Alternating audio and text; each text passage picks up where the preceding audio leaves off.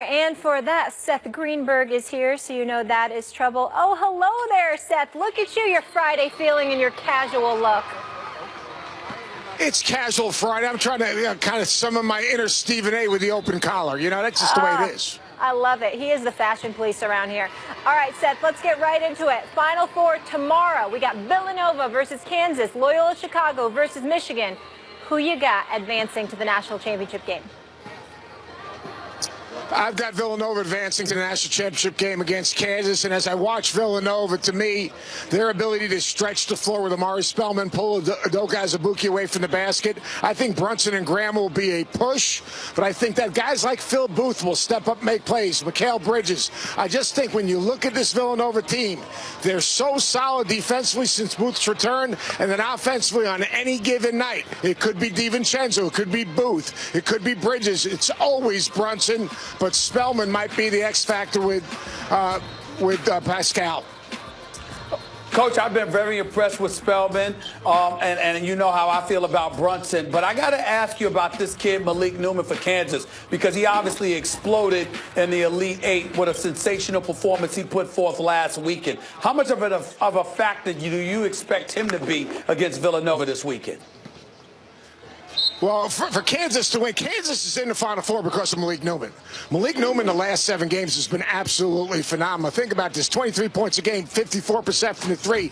Most importantly, he was Robin to Devontae Graham's Batman. Well, you know what? They're playing with 2 Batmans right now in Graham and Malik Newman. He's been more aggressive. Obviously, he's shooting the ball at a high clip, but he's also making plays. So, when I look at this Kansas team, he's been the difference in their team. Can he maintain it against the Villanova defense that's been spectacular the last 11 games? I don't know. Phil Booth's a terrific defender. I think they'll guard him with some length with Dante DiVincenzo. He'll be a key. If Newman plays well, obviously Kansas has a better chance to win. Seth, before Max jumps in here, I didn't hear your answer to the Michigan game.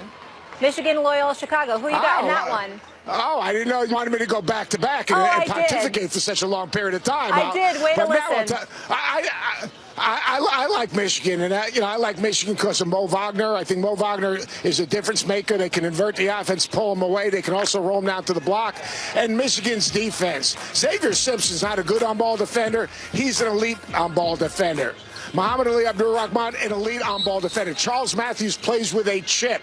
And if you think about Loyola, their offense is predicated on spreading you out, driving you, getting paint touches to kick it out. I don't think they blow by the guards of Michigan. And then the other thing, Loyola, as good as they are, they turn it over. You can't turn the ball over against Michigan because Michigan doesn't turn the ball over and they don't give you second shots. You give Michigan extra possessions and they are going to beat you. So I'm going with Michigan. So we know look, they have to get up on those Loyola shooters, right? They're shooting some insane percentage on open looks, like over 70%. Other than getting up on those shooters, what does Michigan have to do to have it go their way, Coach? They've got to guard the ball. I think the hardest thing, those shooters are open because of the ability of Loyola to get in the lane and kick it out, and then all of a sudden they're open step-in threes. So they've got to do a good job of guarding the basketball. That's first and foremost. They've got to try to get a little bit in transition to get ahead of that Loyola defense, because Loyola in the half court is also an elite defensive team. And then they've got to establish Mo Wagner, whether it's on pick and pops or down in the block, because he's the difference maker for Michigan in this game. You guard him with Jackson, who's undersized, they can roll him down to the block. If you guard him with a bigger Krutwig, then all of a sudden you put him in pick and pops, he's knocking down shots. So I think Michigan's size, athleticism, and most importantly right now, they've got a chip on their shoulder in terms of how they're defending. We think about Michigan, most times we think offense. I think about Michigan this year, I think defense. Coach, one of the things I've been hearing about Loyola Chicago is that their guard play, their guards are some of the better guards in the country. They've been some of the best guards in the tournament. I'm looking at Custer. I'm looking at Ingram and Towns. These brothers can play. They led them in scoring this year. How much of a factor, how much trouble do you think they're legitimately capable of causing Michigan in a national semifinal tomorrow? Oh, they're capable. I'll tell you, Clay Cussey, he's going to remind you, if you watch him, he's going to remind you of Steve Nash because they put the ball in his hands and his ability to probe the defense, get in the lane. When he drives a baseline, he'll keep his dribble alive, wait for you to help. And then they've got 4 shooters on the perimeter that can all shoot 40% from the three-point line. So, to me, their guard play, it's a different guy each time. Ben Richardson was averaging 7 points a game. The other night, he drops 23. Towns is kind of a little bit of the X factor for Loyola in that he's a 3 or 4 man that can play the point. Ingram is a tough matchup because he's actually their 4 guy, and you think of pick and pop 4s. He's not a pick and pop 4. He shoots 40 from the 3, but he can also, on that pop, drive you almost like a guard. So they're playmakers. The number of playmakers they have on the floor at one time that can get in the lane and make a play is really special. But I think that matches up well with Michigan, who I think is an elite defensive team on the ball. They're not going to get stretched out, so those gaps to drive won't be as great. And then Michigan's got greater size and athleticism. Their athleticism, Charles Matthews, as tough a defender as there is in the country. So I just think Michigan's defense right now, their athleticism and their length, will be able to contain Loyola. Hey, Casual Seth, as a coach, I have a question for you. So Virginia's Tony Bennett won AP Coach of the Year, but the voting doesn't count the tournament, where I'm sure you remember his team became the first 1 seed ever to lose to a 16 seed. Should the voting include the NCAA tournament, in your opinion?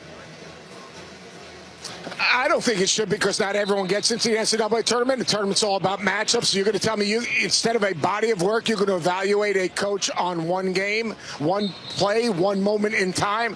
What Tony Bennett did this year, he took a Virginia team that was picked 6th or 7th preseason, lost London Parentis, had 3 or 4 guys transfer. No one expected anything. You know what they did? They dominated the ACC. They dominated. They won the league, I think, by 4 games. They dominated the ACC tournament. They won at Duke. If you look at their body of work and what Virginia was able to accomplish, it was spectacular. Now, look, other guys have done great jobs. Jay Wright, spectacular job this year. Chris Beard, spectacular job this year. You can go Matt Painter. But I think that Tony Bennett, his body of work, I think he's the coach of the year. All right, he's the coach of the year. No problem, Coach. I'm looking at this coach for the Ramblers. They won 32 games. But I'm going to put you on a spot right here, Seth Greenberg, Coach Greenberg. Who's the best coach in college basketball right now, in your estimation? We hear Coach K, Bill Self, Calipari. Now you've got Bennett. You know Roy Williams is in the conversation. In your mind, who is the best coach in college basketball right now? I don't care whether they play or not. Stephen A., you are killing me today now. I'll tell you what. You know what? I might say Jay Wright. And I'll say Jay Wright because how he's built this program. They've been able to stay old. He's developed players. They have an identity. They're high character. If you look at the total picture of everything that surrounds that program, it is hard to argue with Jay Wright. Plus, he's kind of a likable guy. You know, he has, I mean, like Jay Wright, I think is the total package when it comes to building a program. What'd say? Yeah. He's very, very smooth. He's the kind of guy, Max, that like if Pat Riley was looking for somebody to succeed, Eric Spoelstra, based on wardrobe and style alone, Jay Wright got everybody beat. Coach is right. He's built that program. They're legit blue blood. They're an elite powerhouse program. No, I'll tell you what they are. They're a blue blood for the millennials. When you think about blue bloods, you think about obviously the UCLAs and the Kentuckys and the North Carolinas do. But for the millennials, for the people right now, they are a blue blood.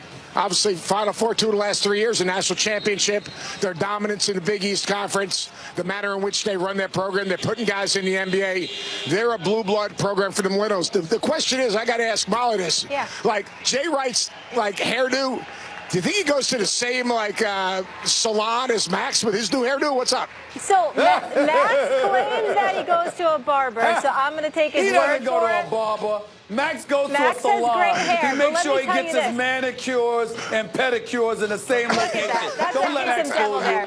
Don't let Max fool you. Jay Wright is very smooth, though. Jay Wright definitely goes to a salon. All right, Seth, that's you know coming from a bald-headed guy, too. You're the best. That's right. Bye, I'm on the way, Coach. I'm on the way, but not yet. Yours going back on defense, but it's carefully maneuvered. Seth, unfortunately, we have to let you go. Have fun out there. Behave. Thanks, Molly. Take care, Max. Take care, Stephen A. Appreciate Easy, you guys. All right, buddy. Still to come, there's no doubt LeBron James is one of the best NBA players ever. But where does he rank among players who've changed the game? Lots to discuss there. Plus, there's no doubt Lamar Jackson's X factor is his running ability. So please tell me why he didn't want to show it all for scouts at his pro day and how much this will hurt his draft stock. We discuss that next.